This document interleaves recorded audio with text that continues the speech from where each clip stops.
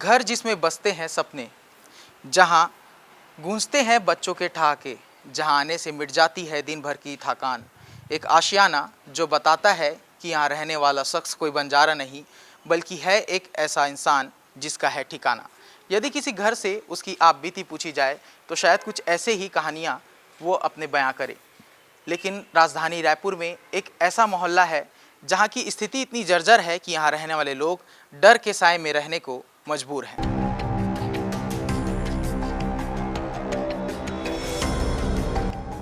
आमा नाका police colony में हम मौजूद हैं और यहाँ पर रहने वाले लोग काफ़ी ज़्यादा भयभीत हैं। उसके पीछे कई कारण हैं, तो उन्हीं कारणों को मैं आपको दिखाने का प्रयास करूँगा।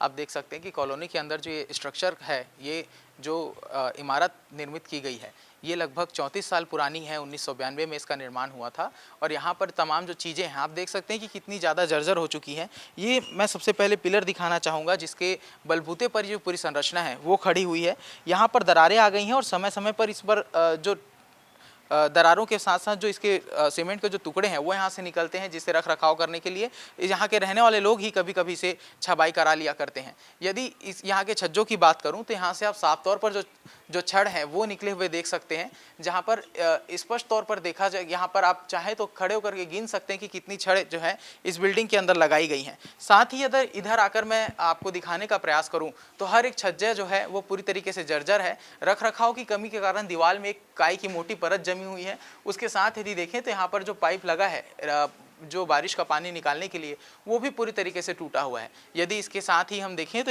यहाँ की जो छत है उसके ऊपर भी सीमेंट के जो टुकड़े हैं लगातार लटके हुए नज़र आ रहे हैं। जो आशंका लगातार बनी हुई है कि कभी भी जो ये सीमेंट के टुकड़े हैं वो गिर सकते हैं। अब ऐसे में आप अंदाज़ा लगा सकते हैं कि यहाँ रहने वाले लोग जो हैं वो कितने भयभीत होंगे। जब घर के अंदर में लोग रहते होंगे तो उनके मन में कितना भय रहता होगा कि कहीं ये जो संरचना है वो टूट ना जाए और इससे कहीं किसी की कोई भी प्रकार की हानि ना हो, क्योंकि परिवार रहता है, परिवार में सभी तरीके के सदस्य रहते हैं, कई बुजुर्ग हैं, कई जो छोटे बच्चे हैं वो यहाँ पर रहते हैं।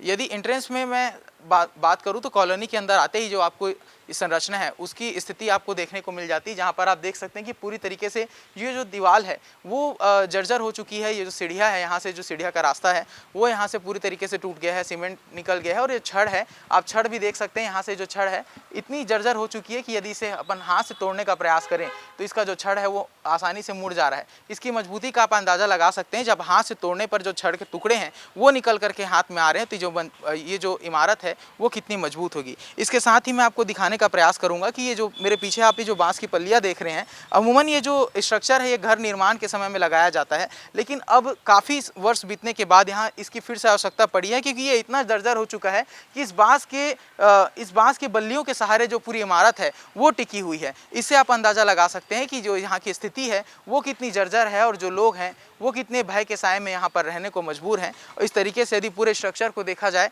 तो मैं आपको बाहर का दृश्य दिखाना चाहूँगा, जहाँ पर यदि आप ऊपर देखें तो किसी भी प्रकार का बाउंड्री वॉल नहीं लगाया गया है, जहाँ पर रहने वाले छोटे बच्चे सीधे ऊपर आएँ और हो सकता है कि किसी बड़े हादसे को निमंत्रण देता हुआ यहाँ पर जो छड़ लटकता हुआ नज़र आ रहा है। तो इस तरीके से देखें तो काफ़ी पुराना जो स्ट्रक्चर है वो हो गया है और इसी डर के साए में लोग रहने को मजबूर यहाँ पर नज़र आते हैं। यहाँ पर लोहे की एक बैरिकेड सी लगा करके एक केस से बना करके यहाँ पर बाहरी जानवरों को आने जाने से रोकने का प्रयास किया जा रहा है। साथ ही यदि देखें अगर इसके पीछे की स्ट्रक्चर की अगर मैं बात करूँ तो आप देख सकते हैं कि साफ तौर पर जो छज्जा है वो पूरी तरीके से टूट गया है। यहाँ पर आप देख सकते हैं कि दरवाज़ा है, यदि उस बालकनी को खोलें तो खड़े एक कदम भी चलने का रास्ता नहीं है। वहाँ से यदि कोई बच्चा गेट खोलकर यदि बाहर आता है तो एक बड़ा हादसा जो है वो यहाँ पर घटित हो सकता है। तो इस तरीके से जो पूरी बिल्डिंग है पूरी तरीके से जर्जर है और यहाँ पर जो लगभग 30 परिवार हैं वो रहने को काफ़ी मजबूर नज़र आते हैं।